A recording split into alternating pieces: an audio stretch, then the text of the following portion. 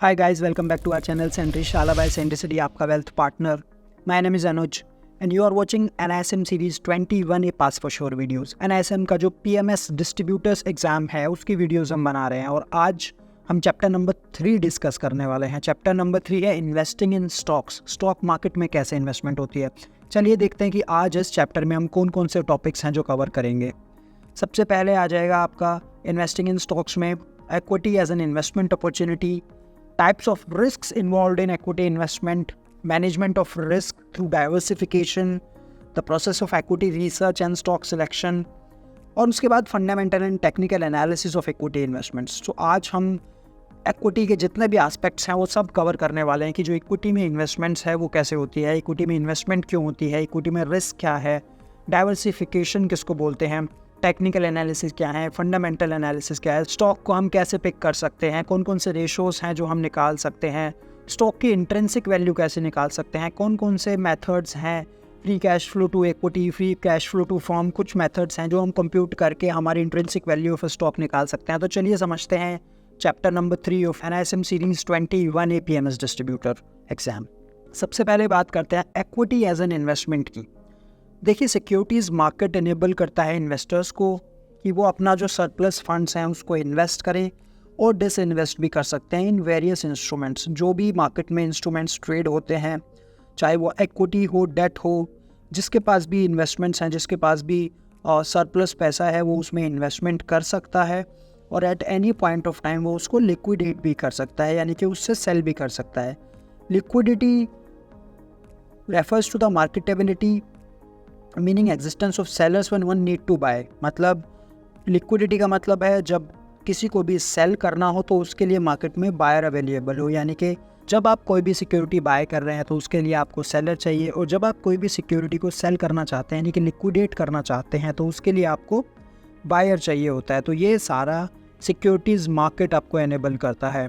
और दो तरीके से मार्केट में एक कंपनी पैसा उठा सकती है. सबसे पहले इक्विटी के ज़रिए और दूसरा है डेट के ज़रिए. हम दोनों चीज़ें समझेंगे. आज का जो ये टॉपिक है वो सिर्फ इक्विटी पे बेस्ड है, इक्विटी एज एन इन्वेस्टमेंट. जब भी कोई कंपनी इशू करती है इक्विटी सिक्योरिटीज़ को, so this is not a contractual obligation to repay the amount it receives from share holders. मतलब जब हम एक इक्विटी में निवेश करते हैं सो ये कोई भी कॉन्ट्रैक्चुअल ऑब्लिगेशन नहीं होती है कंपनी को कि वो कोई भी आपको अमाउंट रीपे करेगी अपने शेयर होल्डर्स को. आपने जो इक्विटी में इन्वेस्टमेंट किया है वो आपको एक तरीके से आपने अपने उस कंपनी के बिजनेस में इन्वेस्टमेंट किया है, उस उतने प्रतिशत के आप उस बिज़नेस के मालिक हैं और बिज़नेस के पार्टिसिपेशन में आपका हाथ है. तो कहने का मतलब ये है कि कंपनी के जो प्रॉफिट्स होंगे उसमें आपका उसी परसेंटेज से आपको मिलेगा पार्ट, और कंपनी के लॉसेस में भी आपकी भागीदारी है. तो इसीलिए इक्विटी जो इन्वेस्टर्स हैं, कंपनी कोई भी ऑब्लिगेशन नहीं है कंपनी को कि वो आपको कुछ कैश फ्लो दे या सीरीज ऑफ कैश फ्लो दे,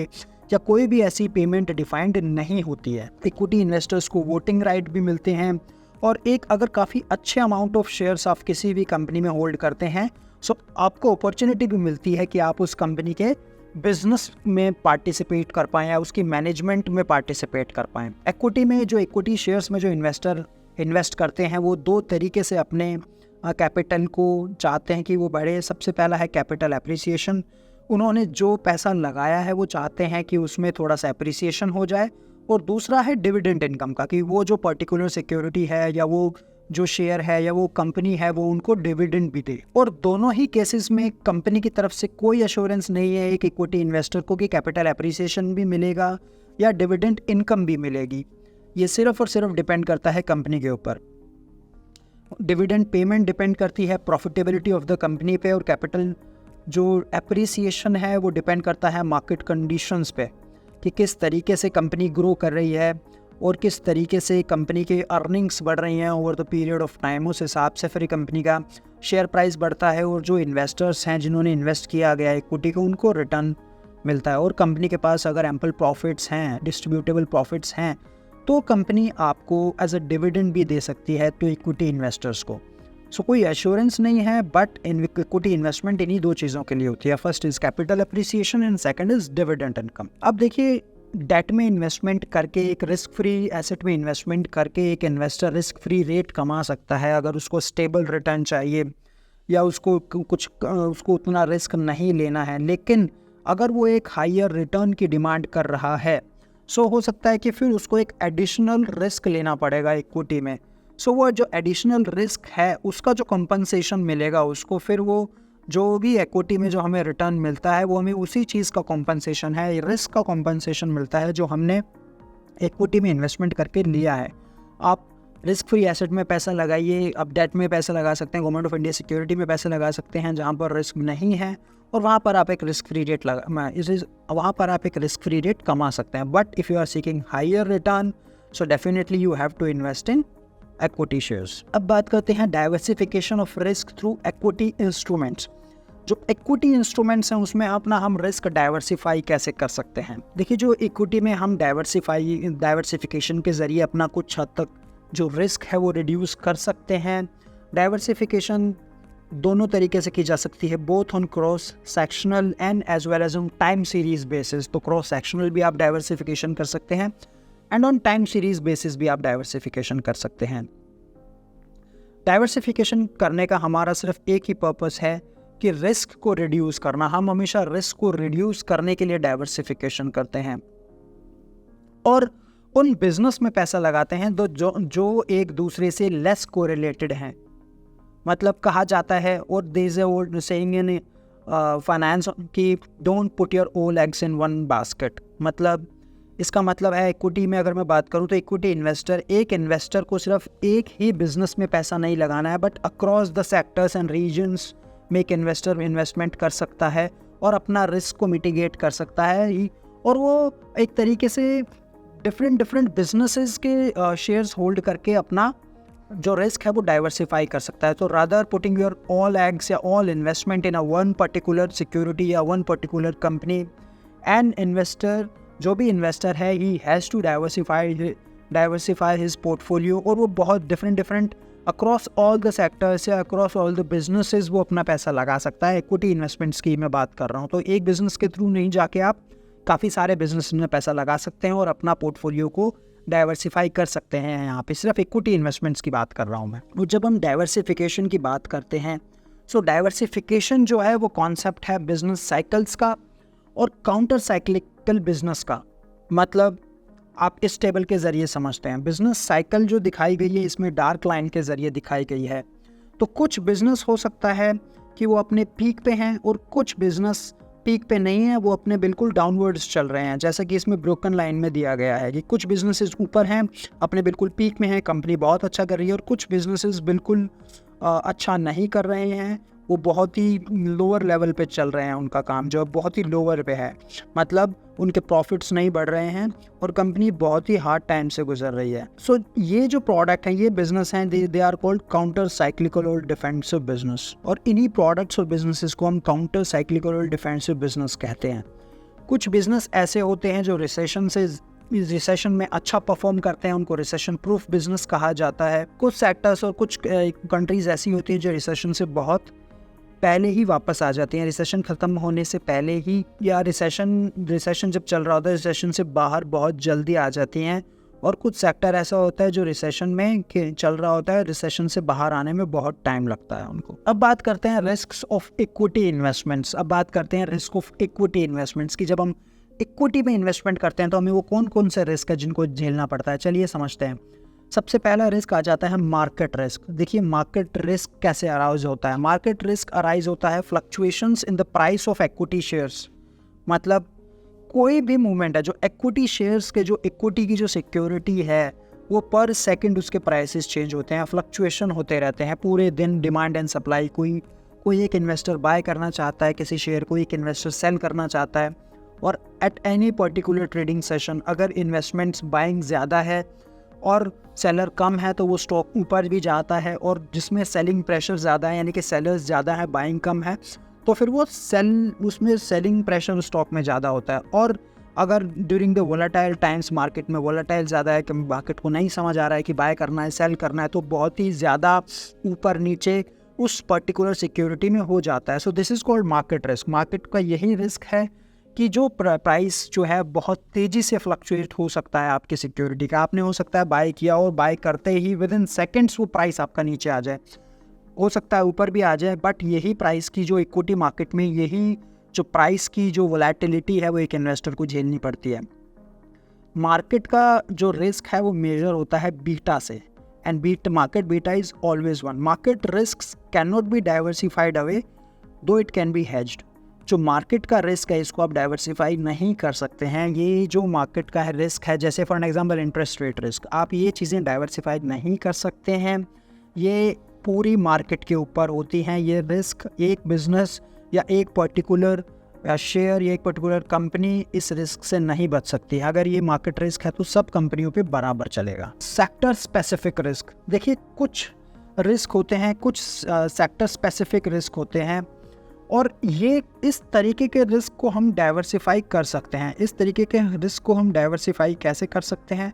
इस तरीके के जो रिस्क हैं उनको डाइवर्सिफाई कर सकते हैं bye staying away of investments. मतलब इन सेक्टर्स में इन्वेस्टमेंट ना करके हम एक तरीके से इनको डाइवर्सिफाई कर सकते हैं। सो कोई सेक्टर स्पेसिफिक रिस्क है, जैसे कि फॉर एग्जांपल आईटी है। If IT is not performing well, जो इंफ्रास्ट्रक्चर, जो इंफॉर्मेशन टेक्नोलॉजी कंपनीज़ हैं, जो हमारी आईटी कंपनीज़ हैं, अगर वो अच्छा नहीं कर रही हैं और गोइंग फॉरवर्ड आपको लग रहा है कि going for the next few quarters उनकी अर्निंग्स अच्छी नहीं चलेंगी, तो आप उस सेक्टर में ही इन्वेस्टमेंट मत कीजिए।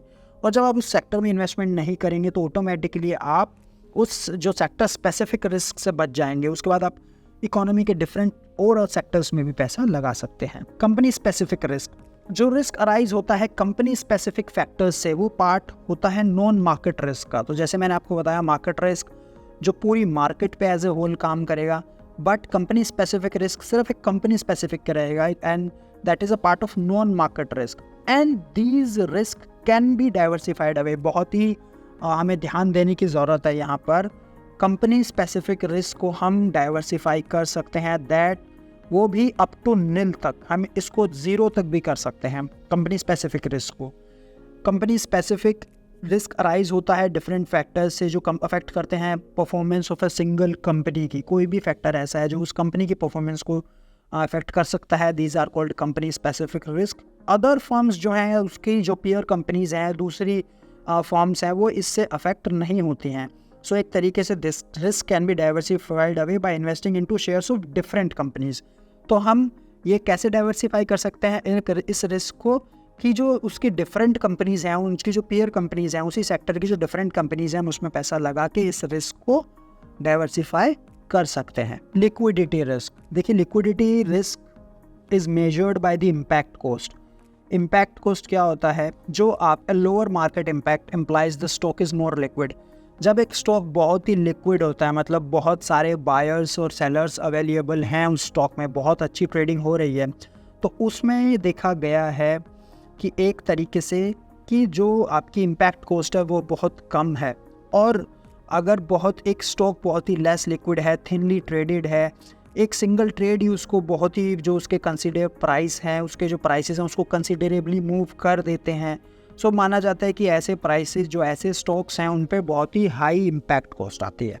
अब बात करते हैं ओवरव्यू ऑफ इक्विटी मार्केट्स की, कि इक्विटी मार्केट्स होती क्या हैं, कैसे इनमें इन्वेस्टमेंट कर सकते हैं और इन्वेस्टमेंट करने के बेनिफिट्स क्या हैं।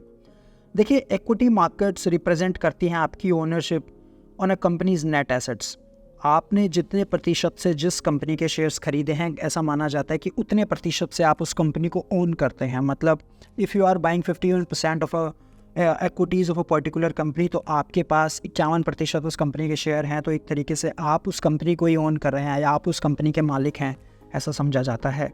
सो इक्विटी हमेशा ही आपकी जो ओनरशिप है उसको दिखाता है। Normal equity shares company issue करती है और उसमें पार्टिसिपेट आप कर सकते हैं, इक्विटी शेयर्स बाय कर सकते हैं और उतने प्रतिशत से आप कंपनी में हिस्सेदारी ले सकते हैं।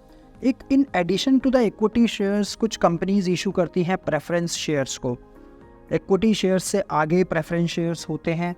कुछ प्रेफरेंस शेयर्स को मैं आपको बता दूं, जो इक्विटी शेयर्स हैं उनके ऊपर रैंक किया जाता है with respect to the payment of dividends and distributions of companies net assets in case of liquidation भी। मतलब जब कंपनी लिक्विडेट होती है, इन केस ऑफ लिक्विडेशन, जब कंपनी लिक्विडेशन की अगर नौबत आ गई है, कंपनी को लिक्विडेट करना पड़ रहा है, या कंपनी के पास सरप्लस प्रॉफिट्स हैं और उनको डिविडेंड्स पेमेंट करनी है, तो सबसे पहले जो नंबर आएगा वो प्रेफरेंस शेयर होल्डर्स का आएगा। और प्रेफरेंस शेयर होल्डर्स को इक्विटी शेयर्स होल्डर्स के ऊपर रैंक किया जाता है। प्रेफरेंस शेयर होल्डर्स के पास जनरली वोटिंग राइट्स नहीं होते हैं जैसे कि इक्विटी शेयर्स होल्डर्स के पास होते हैं, और कुछ इनकी जो कैरेक्टरिस्टिक्स है वो डेट सिक्योरिटी जैसी भी होती है, बिकॉज यहाँ पे एक फिक्स डिविडेंड पेमेंट मिलती है और एक तरीके से सिमिलर टू इक्विटी शेयर्स की एक तरीके से इक्विटी शेयर्स की तरह ही प्रेफरेंस शेयर्स परपेचुअल हो सकते हैं।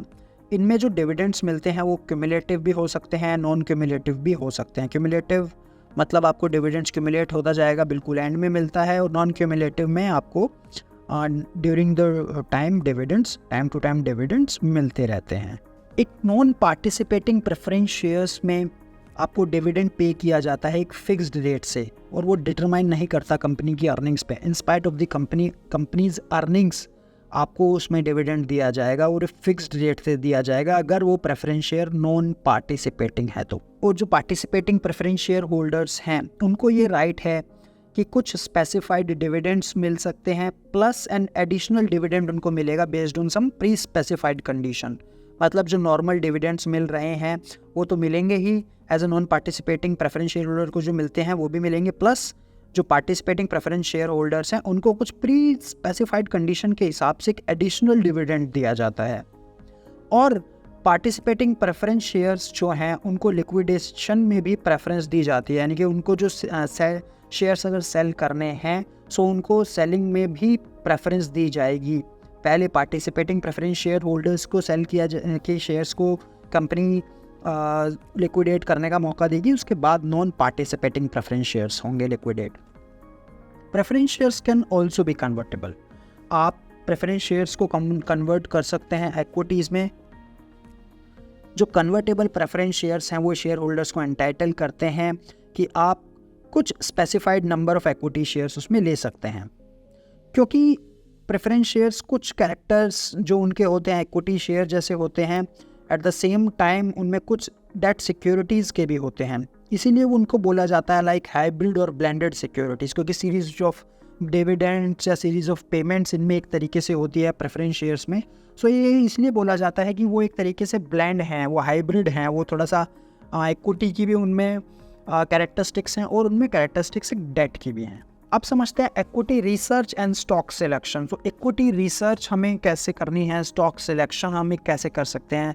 हमने मन बना लिया है कि हम इक्विटी में पैसा लगा सकते हैं, लेकिन इक्विटी में कहाँ पे इन्वेस्टमेंट करना है, कैसे हम एक स्टॉक को पिक कर सकते हैं, कौन कौन सी चीज़ें हैं जो हम ध्यान दे सकते हैं, इक्विटी को जो रिसर्च वर्क है वो कैसे कर सकते हैं, चलिए समझते हैं।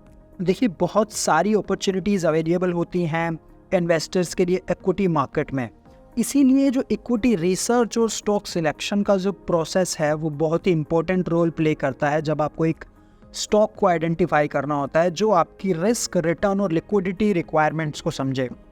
यानी कि जब एक इन्वेस्टर को रिस्क, रिटर्न लेते हुए, लिक्विडिटी को मद्देनज़र रखते हुए जब इन्वेस्टमेंट करनी है तो एक स्टॉक सिलेक्शन का प्रोसेस और इक्विटी रिसर्च काफ़ी काम आता है। जहाँ इक्विटी रिसर्च में बहुत ही अच्छे तरीके से एनालिसिस होती है, कंपनी की एनालिसिस होती है, कंपनी के एनवायरनमेंट की, कंपनी के financials and non financial information देखी जाती है। वहाँ पे डायनामिक्स ऑफ सेक्टर जो जिस कंपनी जिससे बिलोंग करती है वो देखा जाता है, कंपनी के कॉम्पिटिटर्स देखे जाते हैं, इकोनॉमिक कंडीशंस वगैरह, ये सारी चीज़ें जज की जाती हैं इक्विटी रिसर्च के ज़रिए। देखिए, इक्विटी रिसर्च करने का बेनिफिट क्या है, हम रिसर्च क्यों कर रहे हैं, जैसे कि मैंने आपको बताया। एक जो आइडिया है behind equity research, so main purpose of equity research या idea behind the equity research यही है कि to come up with the intrinsic value of the stock to compare with the market price. मतलब हमें जो एक stock price की intrinsic value पे पहुंचना है और फिर उसको कंपेयर करना है मार्केट प्राइस से, और फिर हमें ये डिसाइड करना है whether we want to buy, hold और सेल अ पर्टिकुलर सिक्योरिटी, कि जो हमें इंट्रिंसिक वैल्यू निकली है उस हिसाब से मार्केट प्राइस क्या चल रहा है और फिर हम इसको बाय करें, सेल करें या होल्ड रखें। बहुत सी फ्रेमवर्क्स हैं, बहुत सी मैथडोलॉजीज़ हैं अवेलेबल फॉर स्टॉक सिलेक्शन। कुछ एनालिस्ट फंडामेंटल एनालिसिस यूज़ करते हैं, कुछ टॉप डाउन अप्रोच यूज़ करते हैं, कुछ बॉटम अप अप्रोच यूज़ करते हैं एनालिस्ट, कुछ क्वांटिटेटिव स्क्रीन्स करते हैं, टेक्निकल इंडिकेटर्स यूज़ करते हैं स्टॉक सिलेक्शन के लिए। सो ये सारी चीज़ें एक एनालिस्ट यूज़ कर सकता है। इन सब चीज़ों के बारे में हम अभी आगे देखेंगे। सबसे पहले हम बात करते हैं फंडामेंटल एनालिसिस की, कि फंडामेंटल एनालिसिस करके हम स्टॉक की इंट्रिंसिक वैल्यू पे कैसे पहुंच सकते हैं, और फंडामेंटल एनालिसिस में वो कौन कौन सी चीज़ें हैं कंपनी की जो हम देख सकते हैं। चलिए समझते हैं। फंडामेंटल एनालिसिस वो प्रोसेस है जिससे हम एक स्टॉक की इंट्रिंसिक वैल्यू पे पहुंचेंगे, यानी कि उस स्टॉक की पर्टिकुलर स्टॉक की इंट्रिंसिक वैल्यू को हम डिटरमाइन करेंगे।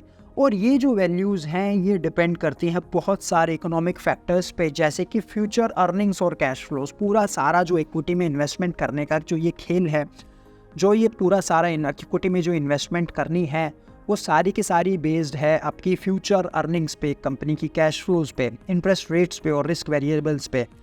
इन फैक्टर्स को एक एनालिस्ट एग्जामिन करता है, और आफ्टर ये सारे के सारे फैक्टर्स जब एग्जामिन कर लेता है, उसके बाद एक intrinsic value of this stock is determined, यानी कि इंट्रिंसिक वैल्यू जो है पर्टिकुलर स्टॉक की वो वहाँ पे पहुँचता है। इन्वेस्टर को बाय करना चाहिए उस पर्टिकुलर स्टॉक को if the market price is below the intrinsic value, मतलब जो आपकी जो पर्टिकुलर इंट्रिंसिक वैल्यू आई है और अगर मार्केट प्राइस उससे कम है। फॉर एन एग्जांपल, एक एग्जांपल के ज़रिए समझते हैं। अगर आप आफ्टर योर एनालिसिस एक कंपनी का स्टॉक प्राइस आपका आया है 100 रुपये और मार्केट में वो 80 रुपया ट्रेड कर रहा है, तो इसका मतलब उसका प्राइस होना चाहिए 100 रुपये का आपकी वैल्यूएशंस के हिसाब से, लेकिन अभी वो मार्केट में ट्रेड कर रहा है 80 रुपीज़। इसका मतलब it should be bought immediately, आपको विदाउट एनी हेजिटेशन उसको बाय कर लेना है। और अगर market price is above the intrinsic value, आपके 100 रुपये आपने निकाला है प्राइस और मार्केट में वो 120 ट्रेड कर रहा है, तो एक्चुअल प्राइस उसका 100 रुपये होना चाहिए। इस हिसाब से दैट शुड बी सोल्ड, मतलब उस मार्केट प्राइस में बहुत जल्दी से सेलिंग आ सकती है और वो अपनी इंट्रिंसिक वैल्यू को अप्रोच कर सकता है। सो हमेशा एक स्टॉक अपनी इंट्रिंसिक वैल्यू को ही अप्रोच करना चाहिए, उस हिसाब से that particular security should be sold. So एक तरीके से फंडामेंटल एनालिसिस के ज़रिए है एक पोर्टफोलियो मैनेजर या इन्वेस्टर ये पता लगा सकता है कि किस तरीके से उसको बाय करना है, सेल करना है।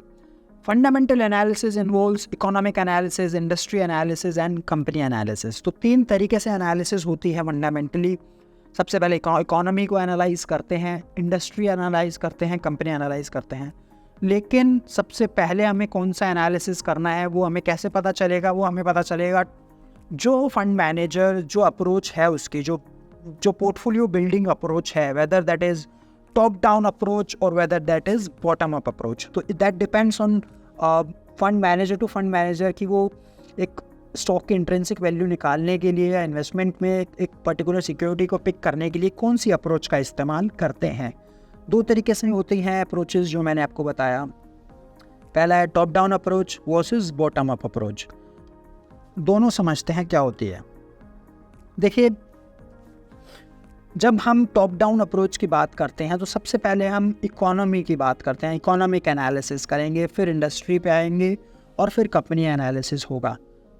वहीं पे बॉटम अप अप्रोच में क्या होता है, सबसे पहले फंड मैनेजर्स एक कंपनी को पिक करते हैं, एक स्टॉक प्राइस को पिक करते हैं, कंपनी को एनालाइज करते हैं, फ्यूचर अर्निंग्स को एनालाइज करते हैं, उसके इंट्रिंसिक वैल्यू निकालते हैं, फिर उसको उसके पीयर्स से उसको कंपेयर करते हैं, इंडस्ट्री का पूरा एनालिसिस करते हैं, how the industry is going और गोइंग फॉरवर्ड, किस तरीके से वो टोटल इकोनॉमी में अपना कंट्रीब्यूशन दे सकती है, और उसके बाद फिर लास्ट में इकोनॉमिक एनालिसिस किया जाता है। So that is the bottom up approach. दोनों ही ठीक हैं अप्रोचेज। एक फंड मैनेजर कोई भी अप्रोच इस्तेमाल कर सकता है। अब देखते हैं by side research versus sell side research. जो सेल साइड एनालिस्ट जो होते हैं वो वर्क करते हैं पर्टिकुलर फर्म्स के लिए, कंपनीज़ के लिए, जो उनको इन्वेस्टमेंट बैंकिंग सर्विसेज प्रोवाइड कराती हैं, ब्रोकिंग सर्विसेज प्रोवाइड कराती हैं, एडवाइजरी सर्विसेज प्रोवाइड कराती हैं फॉर देयर क्लाइंट्स। सो वो अपनी रिसर्च रिपोर्ट्स कंपनीज़ पे इशू करती हैं और रिकमेंड करती हैं कि एक सिक्योरिटी को बाय करना है, सेल करना है या होल्ड करना है।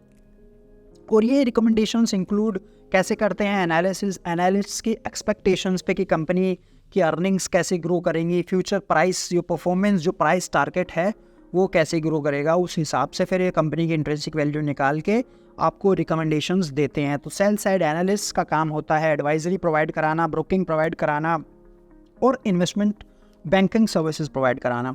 Where on the other side, buy side on the other side जो बाय साइड के एनालिस्ट होते हैं वो वर्क करते हैं फॉर मनी मैनेजर्स, जो पैसा मैनेज कर रहे हैं, यानी कि जैसे म्यूचुअल फंड्स हैं, हेज फंड्स हैं, पेंशन फंड्स हैं, और portfolio managers that purchase and sell securities for their own investment accounts on behalf of their clients.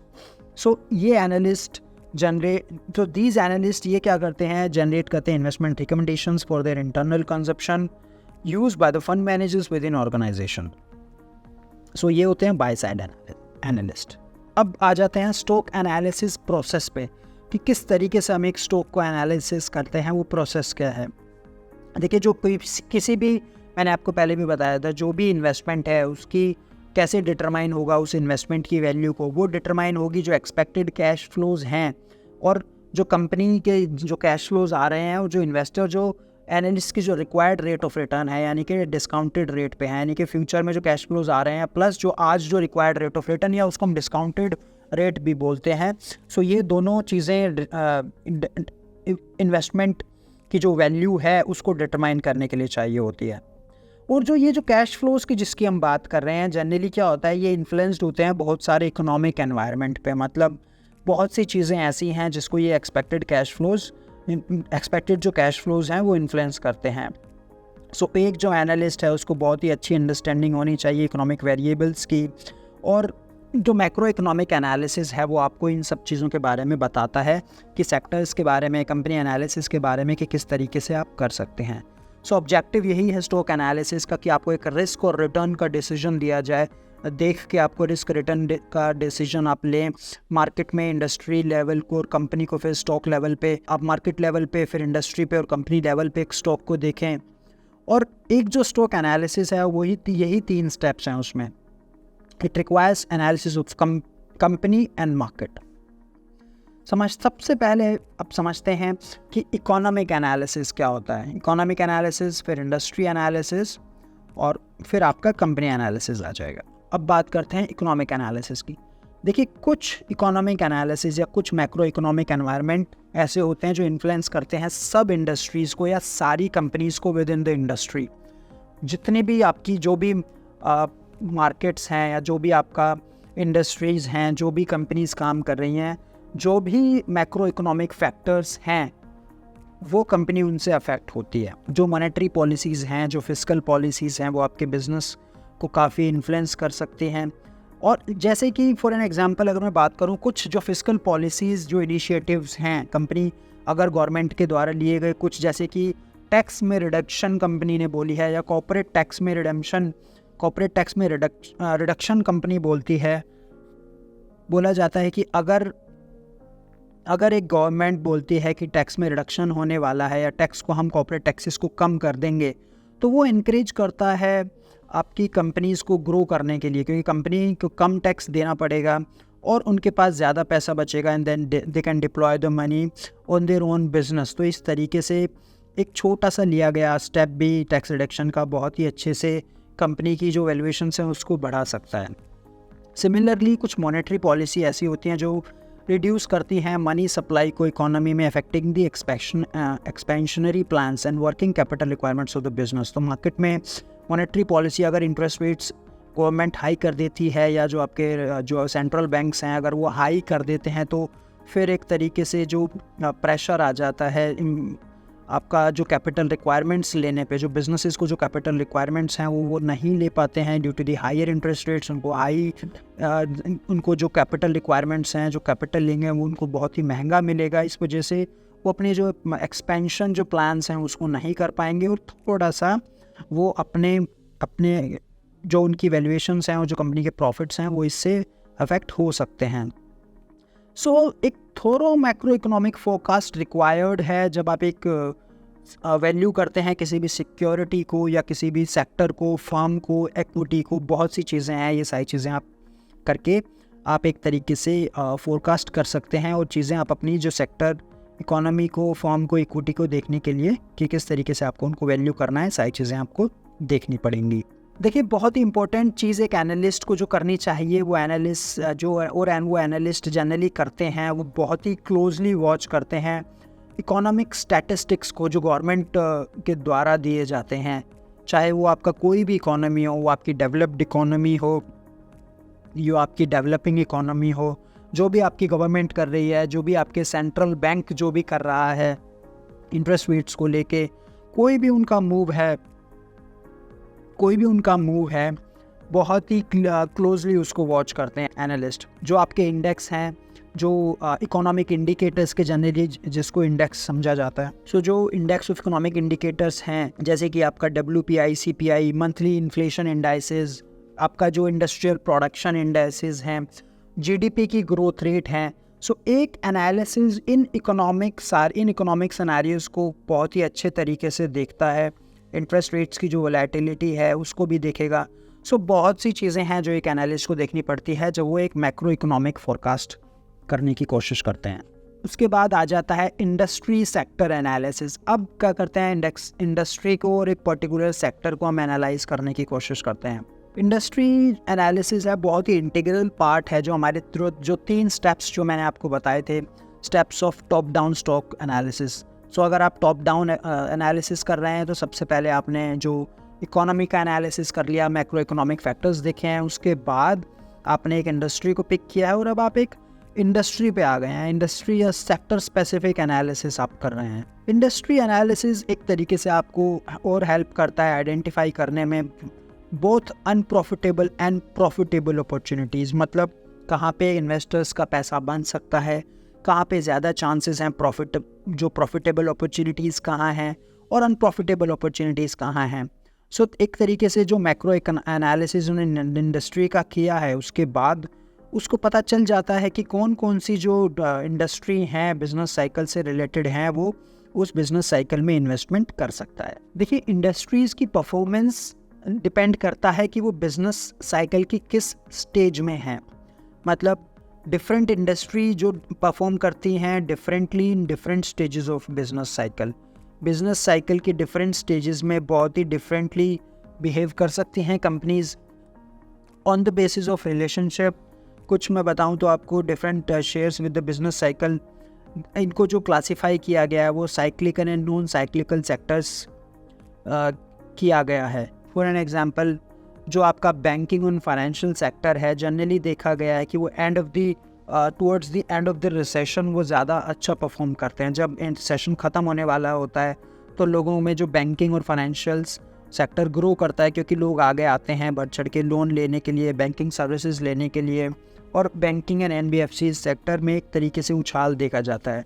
And during the phase of the recovery also देखा गया है कि consumer durables जो हैं, आपके जो कंज्यूमर ड्यूरेबल्स हैं, जैसे कि जो कार, जो कंज्यूमर जो भी चीज़ें कंज्यूम करते हैं, जैसे कार्स हैं, पर्सनल कंप्यूटर्स, रेफ्रिजरेटर्स, ये चीज़ें हैं, ये बहुत ही अट्रैक्टिव इन्वेस्टमेंट हो जाती है। तो जब रिकवरी फेज़ में होती है तो इन चीज़ों की डिमांड भी बढ़ जाती है। साइक्लिकल इंडस्ट्री क्या होता है, अट्रैक्टिव इन्वेस्टमेंट्स हैं during the early stages of an economic recovery. जब देखा गया है कि बहुत ही अर्ली स्टेजेस हैं, इकोनॉमिक की रिकवरी स्टार्ट हो गई है, तो आप साइक्लिकल इंडस्ट्री में जा सकते हैं। These sectors employ high degree of operating cost. और जब हम बिजनेस साइकिल के एक पीक में होते हैं तो इन्फ्लेशन इंक्रीज हो जाता है एज डिमांड ओवरटेक सप्लाई। मतलब डिमांड बहुत ज़्यादा है और आपकी सप्लाई कम है, इस वजह से जो इन्फ्लेशन इंक्रीज़ होने लगता है जब आप बिजनेस साइकिल की पीक में होते हैं। तो इन्फ्लेशन इम्पैक्ट करता है डिफरेंट इंडस्ट्रीज़ को डिफरेंटली। कुछ इंडस्ट्रीज़ ऐसी होती हैं जो आप ये इन्फ्लेशन को पास ऑन कर देती हैं, या जो आपने जो भी कॉस्ट है, प्रोडक्शन की जो कॉस्ट है, वो उनको कंज्यूमर को पास ऑन कर देती हैं, एक पर्टिकुलर जो भी कमोडिटी है उसके प्राइसेस को इंक्रीज़ करके। इसीलिए उनके जो रेवेन्यू हैं वो अनअफेक्टेड रहते हैं और जो प्रॉफिट्स हैं वो रिमेन अनअफेक्टेड रहते हैं इन्फ्लेशन से, तो क्योंकि उन्होंने पास ऑन कर दिया है। ड्यूरिंग रिसेशन फेज ऑल्सो कुछ कंपनीज अच्छा करती हैं या कुछ जो इंडस्ट्रीज़ हैं वो दूसरी कंपनीज से अच्छा करती हैं। डिफेंसिव इंडस्ट्रीज़ जैसे कि कंज्यूमर स्टेपल्स है, फार्मास्यूटिकल्स, FMCG, ये सेक्टर्स ऐसे हैं जो रिसेशन में भी आपके काम करते हैं। रिसेशन में भी फार्मास्यूटिकल्स, FMCG, ये देखा गया है कि सेक्टर्स में अच्छे से काम करते हैं। इन टाइम्स में देखा गया है कि जो कंज्यूमर की जो स्पेंडिंग पावर है वो डिक्रीज़ हो जाती है, बट स्टिल पीपल स्पेंड करते हैं जो नेसेसिटीज़ पे। जो एक नेसेसिटी है, जो बेसिक नेसेसिटी है, उस पर तो स्पेंड किया ही जाएगा। सो इस तरीके से भी कुछ कंपनीज ऐसी हैं जो रिसेशन में भी अच्छा ठीक ठाक परफॉर्म करती हैं। ये देखिए, एनालिस्ट को देखना पड़ेगा कि कंपनी जो स्टेज है, कंपनी किस स्टेज में है लाइफ साइकिल की, उसी हिसाब से फिर वो कंपनी को पिक कर सकता है। इस ग्राफ में देखिए, सबसे पहले इंट्रोडक्शन है, फिर ग्रोथ है, फिर मैच्योरिटी है और फिर डिक्लाइन है। समझते हैं कि इंट्रोडक्शन स्टेज में कौन क्या होता है, ग्रोथ स्टेज क्या है, मैच्योरिटी क्या है, और फिर हम डिक्लाइन की तरफ चलेंगे। सबसे पहले बात करते हैं इंट्रोडक्शन की। देखिए, इंट्रोडक्शन स्टेज वो स्टेज है कंपनी के जहाँ पर इंडस्ट्री बहुत ही एक मॉडेस्ट सेल वो एक्सपीरियंस करती है। उनकी सेल सिर्फ स्टार्ट हो चुकी है, उनका प्रोडक्ट मार्केट में आ चुका है, थोड़ा सा बिकने भी लगा है, लेकिन उनके पास जो बहुत ही स्मॉल प्रॉफिट्स हैं, प्रॉफिट्स अभी आना शुरू नहीं हुए हैं। उनका सिर्फ मार्केट में उनको अपनी जगह एस्टेब्लिश करनी है, बिकना शुरू हो गया है, लेकिन उनके जो मार्जिन्स हैं वो बहुत कम है, प्रॉफिट्स बहुत कम है, क्योंकि हो सकता है कि बहुत कंपटीशन हाई हो इस केस में। और जो मार्केट प्लेस है उस पर्टिकुलर प्रोडक्ट का उस इंडस्ट्री में हो सकता है बहुत स्मॉल हो, इसीलिए जनरली फर्म्स को इंडस्ट्री में देखा जाता है they have a high development cost. तो वहाँ पे उनकी जो डेवलपमेंट कॉस्ट बहुत हाई आ जाती है, क्योंकि उनको अपना प्रोडक्ट भी मार्केट में एस्टेब्लिश करना है। सो इसीलिए ये इंट्रोडक्शन फेज़ है इंडस्ट्री लाइफ साइकिल का। अब दूसरा जो आ जाता है फेज़ वो है ग्रोथ का। देखिए, इस स्टेज में क्या हो रहा है, ड्यूरिंग दिस स्टेज मार्केट ने आपका प्रोडक्ट को फुल्ली डेवलप कर दिया है, प्रोडक्ट आपका बिकना शुरू हो गया है मार्केट में, और जो आपकी सर्विसेज हैं वो इंडस्ट्री में रिकॉग्नाइज हो चुकी हैं। If you are in this service, तो आप एक तरीके से आपकी इस्टेब्लिशमेंट हो चुकी है इंडस्ट्री में, और लोग काफ़ी अट्रैक्ट हो रहे हैं आपकी गुड्स एंड सर्विसेज को लेने के लिए। आप देखेंगे कि जो नंबर ऑफ फॉर्म्स है in the industry is less during this phase. जो यहाँ इस फेज़ में जब कंपनी ग्रोथ स्टेज में आ जाती है तो कंपनीज़ भी कम बचते हैं, क्योंकि जब एक कंपनी स्टार्ट होती है तो बहुत सी कंपनीज़ देखा गया है कि इंट्रोडक्शन फेज़ में ही शट डाउन हो जाते हैं। अगर आप ग्रोथ स्टेज में आपकी कंपनी आ गई है तो आप समझ लीजिए कि बहुत थोड़ा सा यहाँ पर कंपटीशन भी कम हो जाता है, क्योंकि कंपनीज़ भी बहुत कम हैं और बहुत ही आपका कंपटीशन भी कम है। और सबसे बड़ी बात, जो प्रॉफिट मार्जिन्स हैं इस स्टेज में वो जनरली हाई होते हैं आपके, ड्यू टू दी ग्रोथ। आप यहाँ पर हाई ग्रोथ देखते हैं, हाई पी देखते हैं, हाई ईपीएस देखते हैं, आपके सारे रेशोज़ हाई होते हैं, कंपनी के प्रॉफिट्स यहाँ पर काफ़ी हाई होते हैं। ये this stage is followed by maturity, mature industry growth. इसके बाद फिर आपका आ जाता है मैच्योरिटी। अब आपका प्रोडक्ट मार्केट में बहुत अच्छे से बिक रहा है, आपके प्रॉफिट मार्जिन्स बहुत हाई हैं, आपने बहुत अच्छा पैसा बना लिया है। अब क्या, अब आप एक मैच्योरिटी स्टेज में आ गए हैं। मतलब ये एक तरीके से देखा जाता है कि लॉन्गेस्ट फेज़ होता है एक लाइफ साइकिल का इंडस्ट्री का। मतलब बहुत ही लंबे टाइम तक एक पर्टिकुलर कंपनी मैच्योरिटी वाले साइकिल में रह सकती है। इसमें क्या होता है, इस स्टेज में ऐसा माना जाता है, ऐसा देखा जाता है कि जो एक कंपनी की ग्रोथ रेट है उस इंडस्ट्री में वो नॉर्मली मैच करती है आपकी इकोनॉमी की जो ग्रोथ रेट है। मतलब जिस हिसाब से आपकी जो ग्रोथ रेट चल रही है ऑन दैट पर्टिकुलर कंपनी की, वो उसी हिसाब से चलेगी जो आपकी इकोनॉमी की ग्रोथ रेट चल रही है। कंपटीशन इस स्टेज में देखा गया है कि हाई होता है और वो रिड्यूस कर देता है आपके प्रॉफिट मार्जिन को टू नॉर्मल लेवल्स, क्योंकि यहाँ पर मैच्योरिटी हो सकता है काफ़ी कंपनियाँ हों मैच्योरिटी की स्टेज में, इस वजह से आपको अपने प्रॉफिट मार्जिन नॉर्मल लेवल्स पे लाने पड़ेंगे। आप यहाँ पे हाई प्रॉफिट कमाने की कोशिश नहीं कर सकते एक मैच्योरिटी स्टेज में। आपको सिर्फ और सिर्फ वो एक ग्रोथ मेंटेन करनी है, और वो ग्रोथ मेंटेन करने के लिए आपके प्रॉफिट मार्जिन्स थोड़ा सा रिड्यूस हो सकते हैं। अब बात करते हैं डिक्लाइन की, declaration of growth and decline. देखिए, वो कंपनी है या वो स्टेज है जहाँ पर आपको सेल्स में आपकी जो डिमांड है वो सेल्स जो है वो कम हो जाएगी, जो डिमांड है आपके प्रोडक्ट की वो कम हो जाएगी, और आपके जो प्रॉफिट्स हैं, मार्जिन्स हैं, वो आपको अंडर प्रेशर दिखेंगे, या इवन बहुत सारी कंपनीज जो है नेगेटिव प्रॉफिट्स भी यहाँ पर देखती हैं। सो एक तरीके से यहाँ पर आपका नेगेटिव फेज़ या डिक्लाइनिंग फेज़ शुरू हो जाता है। सो ये चार मार्केट साइकिल, जिसको या इंडस्ट्री लाइफ साइकिल आप बोल सकते हैं, introduction, growth, maturity and then decline stage. अब बात करते हैं कंपनी एनालिसिस की। हमने मैक्रो इकोनॉमिक एनालिसिस देखा, हमने इंडस्ट्रियल एनालिसिस देखा, अब कंपनी एनालिसिस पे आ जाते हैं। और कंपनी एनालिसिस एक फाइनल स्टेप है हमारा टॉप डाउन अप्रोच में टू एनालाइज स्टॉक्स, कि स्टॉक्स को जब हम एनालाइज करते हैं तो ये हमारा फाइनल स्टेप बन जाता है। देखिए, कंपनी एनालिसिस हमें चाहिए एक वैल्यू ऑफ स्टॉक निकालने के लिए, कंपनी की जो वैल्यू है उसको निकालने के लिए, एक पर्टिकुलर जो शेयर प्राइस है उसको निकालने के लिए। इस हिसाब से उसके बहुत ही सारे कंपोनेंट्स हो सकते हैं, जैसे कि हम financial statements of A company देख सकते हैं, वो स्टार्टिंग पॉइंट हो सकता है एक एनालिसिस के लिए।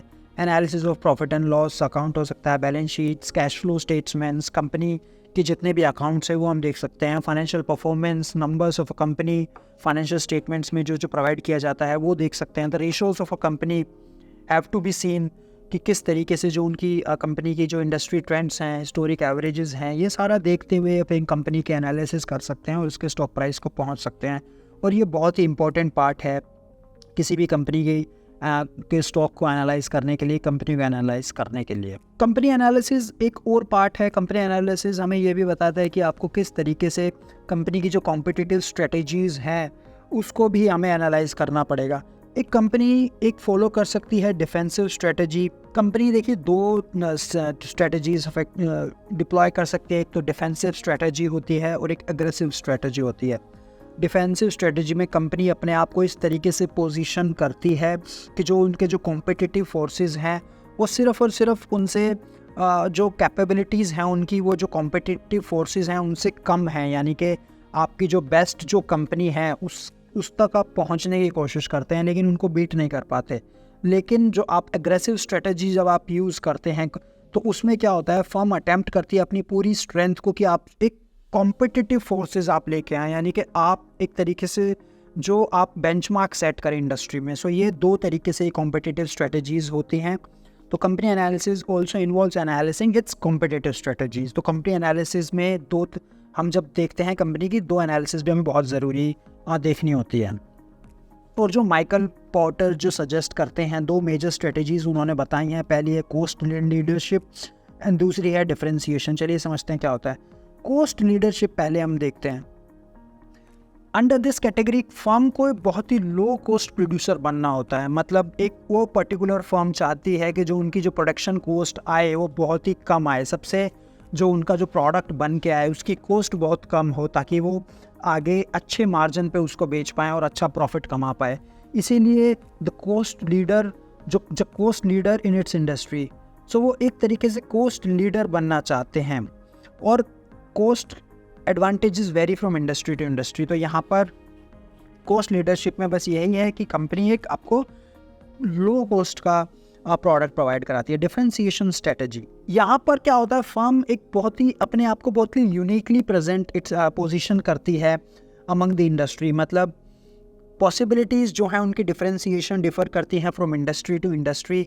सबसे पहले हमें ये देखना पड़ेगा कि बिजनेस मॉडल क्या है एक पर्टिकुलर इंडस्ट्री का, कंपनी क्या कर रही है, कैसे कर रही है, जो और कंपनी के कंज्यूमर्स क्या हैं, कंज्यूमर्स जो प्रोडक्ट वो बाय कर रहे हैं और सेल कर रहे हैं वो क्यों कर रहे हैं, और कंपनी जो है किस तरीके से अपने कस्टमर्स को सर्व कर रही है। अब बात करते हैं एस्टिमेशन ऑफ इंट्रिंसिक वैल्यू की, कि किस तरीके से हम एक स्टॉक की इंट्रिंसिक वैल्यू निकाल सकते हैं, कौन कौन से मेथड्स हैं जिसके ज़रिए हम स्टॉक की इंट्रिंसिक वैल्यू को निकाल सकते हैं। सबसे पहला आ जाता है डिस्काउंटेड कैश फ्लो मॉडल। देखिए सबसे अप्रोप्रिएट मेथड जो वैल्यू करने का, जो आपको एक पर्टिकुलर जो शेयर प्राइस निकालने का, उसकी इंट्रिंसिक वैल्यू निकालने का है डिस्काउंटेड कैश फ्लो मॉडल, जिसको हम DCF बोलते हैं।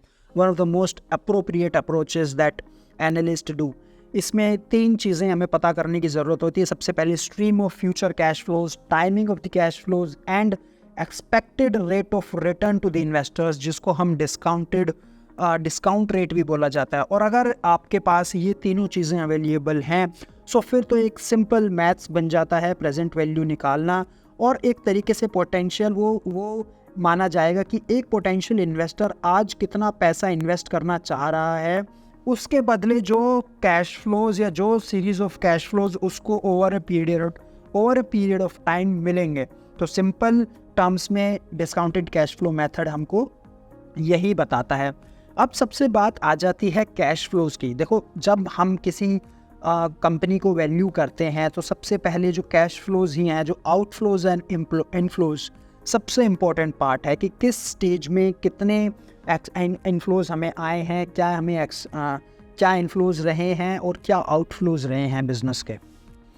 और जो डिस्काउंट रेट है, किस तरीके से उन जो फ्यूचर कैश फ्लोज को हम आज डिस्काउंट करते हैं और आज की हम उसको प्रेजेंट वैल्यू निकाल देते हैं। तो अगेन ये डिस्काउंटेड कैश फ्लो मेथड है टू प्रोजेक्ट अ बिजनेस। अब देखा जाता है कि there are two ways to look at the cash flows of a business. सबसे पहले हम दो तरीके से cash flows of a business को देखते हैं। सबसे पहला होता है free cash flow to the firm, जिसको हम FCFF बोलते हैं, वेयर जो कैश फ्लोज जो हैं वो आपका जो cash where the cash flows before any payments are made on the debt outstanding are taken into consideration. मतलब जब आपकी जो डेट की जो पेमेंट है वो आपने करी है, उससे पहले की जो जितनी भी पेमेंट्स हैं, यानी कि आपने इसमें फर्म के लिए जो भी है वो आप जो आपकी कैश फ्लोज हैं पेमेंट करने से पहले के वो यूज़ करेंगे, वो कंसीडर में लिए जाएंगे। और this capital is available for all capital contributors both equity and date.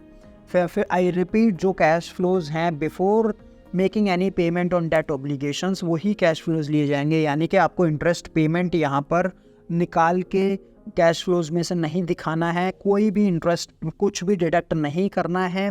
When you are computing FCFF, जो भी कैश फ्लोज हैं पूरा का पूरा वही एज इट इज़ आपका यूज़ किया जाएगा when you are computing free cash flow to the firm, because ये दोनों कैपिटल्स के लिए होता है, बोथ इक्विटी एंड डेट।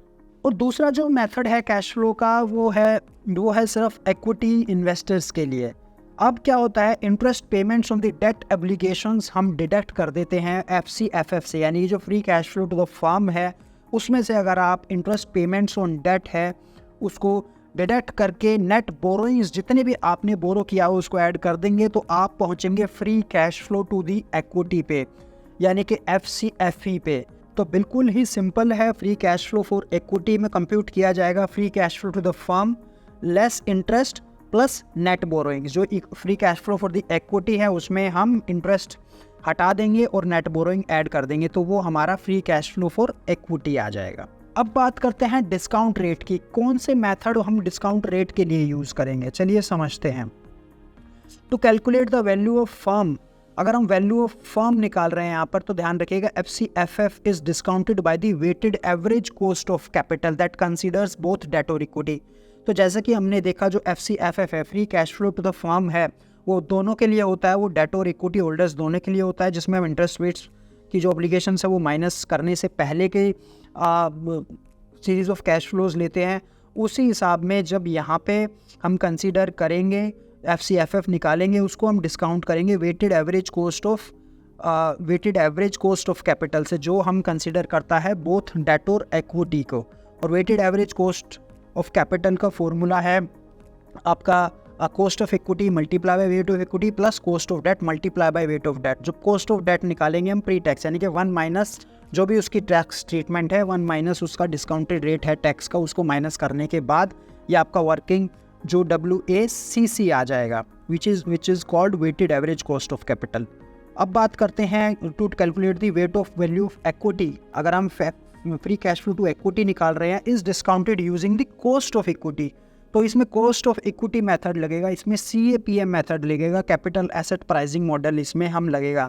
और जो as per the capital asset pricing model cost of equity compute करने का फॉर्मूला है cost of equity is risk free rate plus beta multiply by risk premium, यानी कि जो रिस्क फ्री रेट में हम बीटा को प्लस कर देंगे, मल्टीप्लाई करने के बाद जो रिस्क फ्री जो मार्केट रिस्क प्रीमियम है उसको हम बीटा से मल्टीप्लाई करेंगे, यानी कि जितना हमने एक्स्ट्रा कमाया रिस्क फ्री रेट से हम उसको बीटा से मल्टीप्लाई करके रिस्क फ्री रेट में ऐड कर देंगे, तो ये हमारा कॉस्ट ऑफ इक्विटी आ जाएगा which is again necessary for computing free cash flow for the equity holders. तो FCFE के लिए हम कॉस्ट ऑफ इक्विटी यूज़ करेंगे CAPM मॉडल से। सो ये हमें ध्यान देने की ज़रूरत है यहाँ पर। एसेट बेस्ड वैल्यूएशंस की बात करें तो कुछ बिजनेसेस जो है ना बहुत ही एक्सट्रीमली एसेट बेस्ड ओरिएंटेड होते हैं, जैसे कि रियल एस्टेट है, शिपिंग है, एविएशन बिजनेस है, और इसमें हमें कुछ नहीं करना है, जो वैल्यू ऑफ बिजनेस है सब्ट्रैक्ट कर देना है उसकी वैल्यू ऑफ लाइबिलिटी को उसकी एसेट्स से, मतलब लाइबिलिटीज़ को माइनस लाइबिलिटीज़ में से हम सारी एसेट्स निकाल देंगे तो वो आपकी वैल्यूएशंस आ जाएंगी, जिसको हम एसेट बेस्ड वैल्यूएशंस बोलेंगे। अब बात करते हैं PE रेशो की। देखिए एनालिस्ट जो सबसे कॉमन जो स्टॉक मेजर यूज़ करते हैं वो होता है प्राइस टू अर्निंग रेशो, जिसको हम पी रेशो भी बोलते हैं। प्राइस रेशो, जो पी रेशो हमें कंप्यूट करने के लिए हम स्टॉक प्राइस को डिवाइड कर देंगे ईपीएस से, यानी कि stock price divide by EPS, that is आपका पी रेशो आ जाएगा। फॉर एन एग्जांपल, अगर एक स्टॉक ट्रेड हो रहा है 100 रुपये पे और ईपीएस उसका 5 है तो पी इज़ 20 टाइम्स।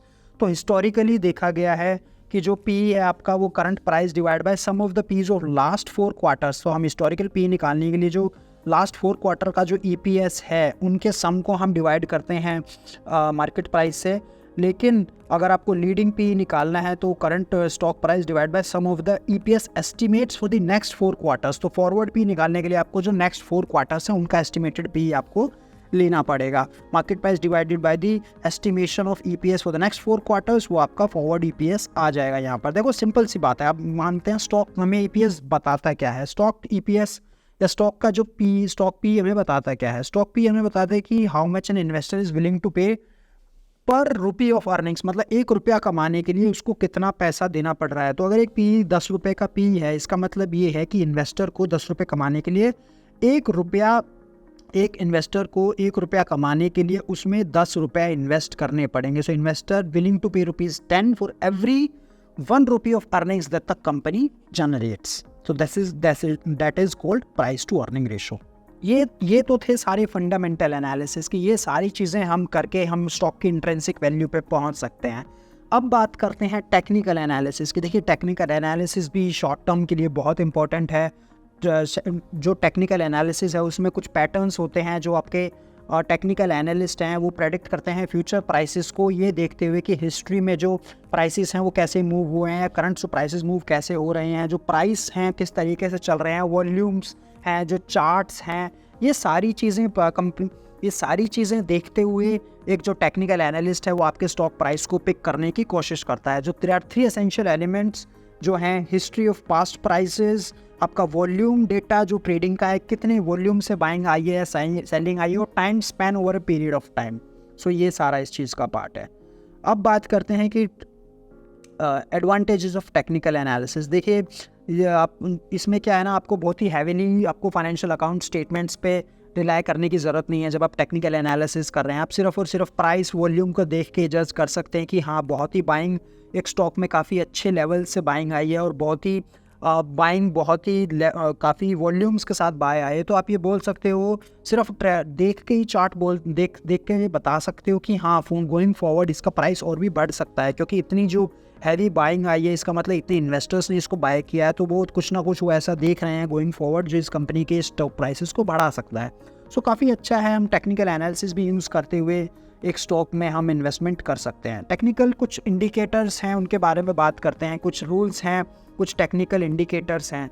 सबसे पहले आ जाता है ट्रेंड लाइन एनालिसिस, फिर मूविंग एवरेजेस और बॉलिंजर बैंड एनालिसिस। देखिए ट्रेंड लाइन एनालिसिस, सबसे पहले सिर्फ और आपको ट्रेंड लाइन में देख के ये पता चलता है कि आप बिल्कुल बाय पॉइंट पे हैं, सेल पॉइंट पे हैं, कहाँ एंट्री करनी है, कहाँ एग्जिट करनी है। ये ट्रेंड लाइन है कि कौन सा ट्रेंड मार्केट में फॉलो हो रहा है। इस चार्ट को समझिए, सबसे पहले डिक्लाइनिंग ट्रेंड चैनल था, उसके बाद फिर बाय पॉइंट हुआ और धीरे धीरे ये सारा का सारा ट्रेंड इसका ऊपर चलता रहा। जितने भी ऊपर गया नीचे आया, ऊपर गया नीचे आया, ऊपर गया नीचे आया, तो बाइंग ज़्यादा आ रही है, सेलिंग कम। इसको हम बोलेंगे बाय ट्रेंड। जब मार्केट बढ़ती ज़्यादा है गिरती कम है, या 10% बढ़ी 2% गिरी, फिर 10% बढ़ी 2% गिरी, इसको जब तक ये ट्रेंड फॉलो हो रहा है that is called up trend. उसके बाद देखिए पीक पे पहुंचने के बाद फ्लैट ट्रेंड चला है, मतलब पिछला लो भी नहीं तोड़ रहा है मार्केट और उसका अपना हाई भी नहीं तोड़ पा रहा है, बहुत ही रेंज बाउंड ट्रेंड कर रहा है, that is called flat trend.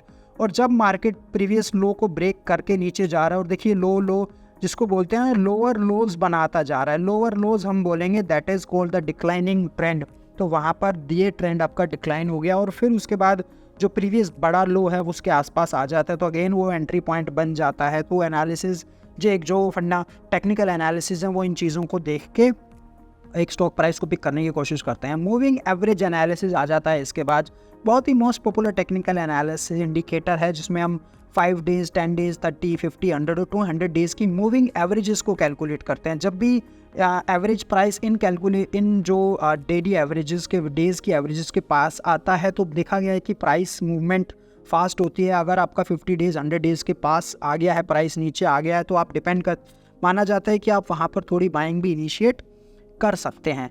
Bollinger band analysis. Bollinger band analysis क्या है? सिर्फ एक नॉर्मल डिस्ट्रीब्यूशन है कि किस तरीके से हम कैलकुलेट करेंगे जो डेविएशन है मार्केट प्राइस की फ्रॉम द मूविंग एवरेजेस। मतलब जो मूविंग एवरेज है और जो मार्केट प्राइस जो आज चल रहा है उनके बीच में कितना डिफरेंस है। फॉर एन एग्जांपल, अगर प्राइस जो स्टैंडर्ड डेविएशन है उनके मूविंग एवरेज के ऊपर चला जाता है आपका, तो stock might be considered as overbought. Stock को हम बोलते हैं कि ओवरवेट हो गया है।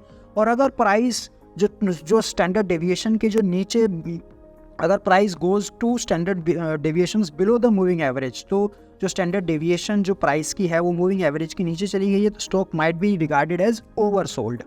सो ये 3 चीज़ें थी जो टेक्निकल एनालिसिस में काम करती हैं।